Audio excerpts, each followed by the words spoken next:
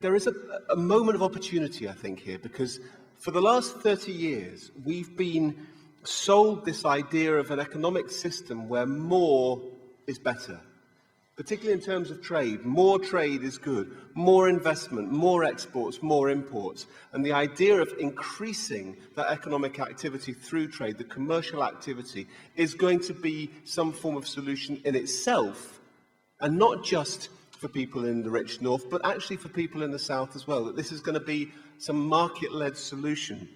And it's led to these extraordinary paradoxes. I mean, over the years, I've read hundreds and hundreds and hundreds of reports on trade and climate and all these sorts of things. One of the ones which most struck me was about 5-6 years ago, which came out from Caroline Lucas and Colin Hines and people around the Green Party, who said that Britain imports 100,000 tons of pork every year, and Britain exports 100,000 tons of pork every year.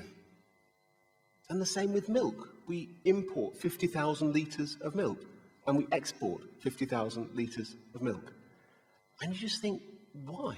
I mean, what on earth is happening for that to be part of a reasonable trading system, and then giving rise to all of the climate issues, all of the environmental problems that we know about?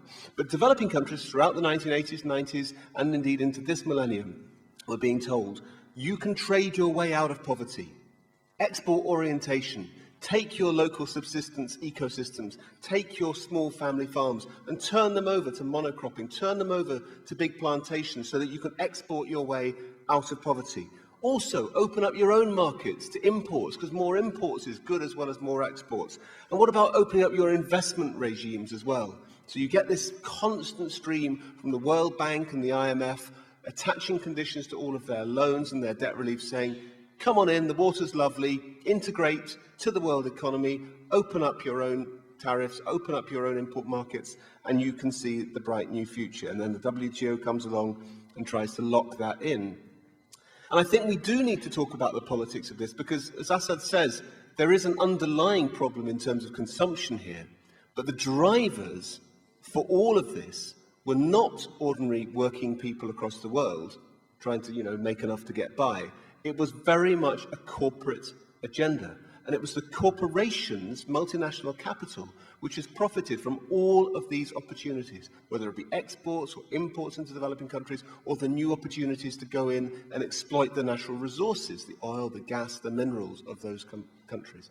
And that's why you get to a situation now, when we're talking about climate change, that the environmental footprint of a company like Anglo-American, the big mining company which goes for gold and all of the Anglo-Gold Ashanti in South Africa and all that, the eco-footprint of Anglo-American is the same as Finland.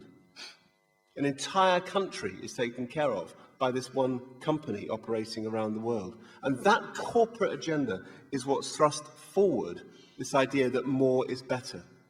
It was catastrophic for the countries of the developing world. We know that now. The ones who tried to export their way out of poverty as a result of exporting more and more natural resources fell into a trap which in economic terms is called the fallacy of composition, but in real terms means that if everybody's chasing the same markets, basically the weight and the worth of your exports goes down and down and down because everybody's producing them, and you find your terms of trade have collapsed. So what you have to do is you have to use more and more and more farming, more and more plantations, take up more land, use up more resources, lead to incredible environmental degradation and the exhaustion of natural resources, and still you're running to get nowhere.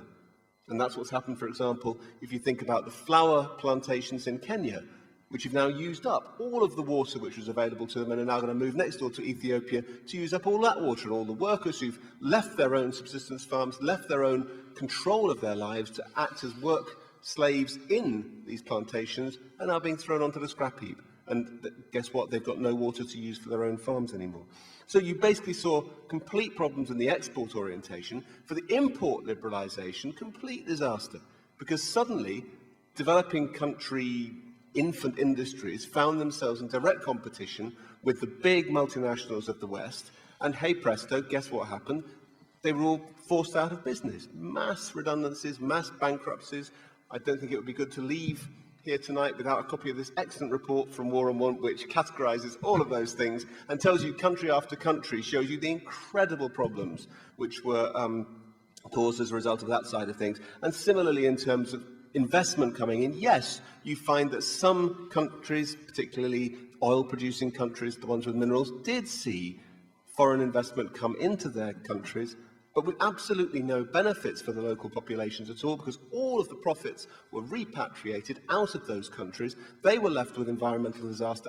And what I think has been really interesting about the last couple of years is that even the foremost advocates of trade, and more exports, more commercial activity, even the cheerleaders for that approach have actually had to rethink it.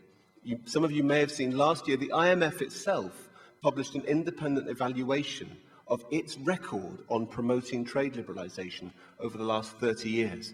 And it's really quite a good document to read, because the IMF puts its hands up and says, we didn't have the expertise, we were following an ideological dogma which didn't actually fit with the real-life circumstances of many of the countries we were putting it in. And actually, even our staff didn't have the expertise to be making those calls, and it's quite clear a lot of the things that we were pushing have caused tremendous harm.